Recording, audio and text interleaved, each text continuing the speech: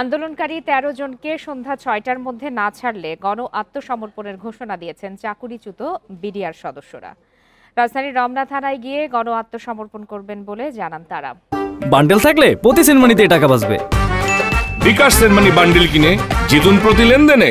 এই আলটিমেটাম দিয়ে কেন্দ্রীয় শহীদ মিনারে জড়ো হয়েছেন তারা। এর আগে সকালে ৩ দফা দাবিতে শাহবাগে অবস্থান নেন চাকুরিচ্যুত বিডিআর সদস্যরা। 11:30টার দিকে পুলিশের বাধা উপেক্ষা করে প্রধান উপদেষ্টার সরকারি বাসভবন যমুনার উদ্দেশ্যে যাত্রা শুরু করেন। এরপর মৎস্য ভবন মোড়ে গেলে পুলিশ তাদেরকে আটকে দেয়। তবে সেখান থেকেও বাধা উপেক্ষা করে এগিয়ে যান আন্দোলনকারীরা। পরে কাকরাইল মোড়ে পৌঁছে অবস্থান নেন। পুলিশ ঘোষণা দেয় 10 মিনিটের মধ্যে ওই এলাকা ছেড়ে না গেলে কঠোর পদক্ষেপ নেওয়া হবে। তারপরও বিক্ষোভকারীরা সরে না গেলে জলকামান ব্যবহার করে পুলিশ। পরে কয়েক দফায় সাউন্ড গ্রেনেড ছুঁড়ে তাদের ছত্রভঙ্গ করে দেওয়া হয়। এ সময় ১৩ জনকে আটক করে পুলিশ। তাদের মুক্তির জন্য সন্ধ্যা ৬টা পর্যন্ত সময় বেঁধে দেন আন্দোলনকারীরা।